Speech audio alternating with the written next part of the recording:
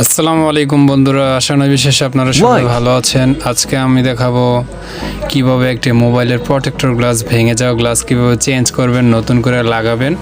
চলুন কথা না বাড়িয়ে আমরা শুরু করা যাক। কি কি লাগবে আমাদের প্রোটেক্টর গ্লাস লাগানোর জন্য। প্রথমে আমাদের মডেল অনুযায়ী প্রোটেক্টর গ্লাস কিনে আনতে হবে। প্রোটেক্টর গ্লাস কিনে আনার পরে আমরা মেপে দেখে নেব যে ওটার সাথে এটা মেলে কিনা, আমরা মডেল অনুযায়ী কিনে নেব। তারপরে গ্লাসের সাথে দুটো টিস্যু আনতে হবে। টিস্যুতে একটা থাকে 1 নাম্বার, একটা 2 নাম্বার। প্রথমে 1 নাম্বারটা থাকে ভিজা, তারপরে 2 নাম্বারটা থাকে শুকনা।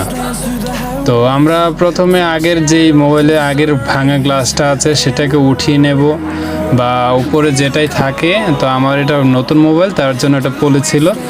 তো প্রথমে আমরা 1 নাম্বার টিস্যুটা নেব। 1 নাম্বার টিস্যুটা ভেজা টিস্যু, এটাকে আমরা সম্পূর্ণটা যদি ময়লা থাকে এগুলো ভালোভাবে ঘষে তারপরে এগুলো ক্লিন করব। তো 1 নাম্বারটা দিয়ে আমরা ক্লিন করব, তারপরে 2 নাম্বারটা দিয়ে আমরা এই ভিজা যে ক্লিন করা এটাকে শুকানোর জন্য আমরা একবারে পরিষ্কার করে ফেলবো, ঠিক আছে। তো এখন আমরা 2 নম্বরটা নিয়েছি। 2 নম্বরটা নিয়ে ভালোভাবে এমনভাবে পরিষ্কার করতে হবে, ভালোভাবে আমরা ঘষতে হবে, যাতে করে কোনো ময়লা, তারপরে কোনো এই বালিকণা, তারপরে কোনো কিছুই যেন না থাকে। একবারে শুকনো হয়ে যাবে, তারপরে একদম স্পষ্ট, একদম ক্লিন হয়ে যাবে, কোনো ময়লা আবর্জনা কোনো কিছুই থাকবে না, একদম স্পষ্ট আয়না হয়ে যাবে। তারপরে কোনো সুতার বালিকণা, তারপরে কোনো কিছুই থাকা যাবে না। তাহলে কি হবে, গ্লাসটা লাগানোর পরে ভিতরে হাওয়া জমে থাকবে। হাওয়া জমে থাকার কারণে আমাদের খারাপ দেখাবে। তার জন্য আমরা কোনো বালিকণা যেন না থাকে, আমরা সেদিকে খেয়াল রাখবো। একটা বালিকণা যেন না থাকে। আমরা প্রয়োজনে করে ফ্যান বন্ধ করে তারপরে এটাকে লাগাবো। তো এখন আমরা গ্লাসটার পেপারটা খুলবো। পেপারটা খোলার পরে আমরা গ্লাসের ডিসপ্লে আলোটা জ্বালিয়ে নেব, কারণ ডিসপ্লে আলোটা জ্বালিয়ে নিলে আমরা মেজারমেন্টটা করতে সুবিধে হয়। সাইডের যেই বর্ডারটা আছে ওইটাকে খেয়াল করে তারপরে একুরেটভাবে আমরা লাগাতে পারি। তার জন্য আমাদের ডিসপ্লের আলোটা একটু লাগিয়ে নিলে আমাদের বর্ডারটা বুঝতে সুবিধা হয়, গ্লাসটা আঁকাবাঁকা হয় না, ঠিক আছে।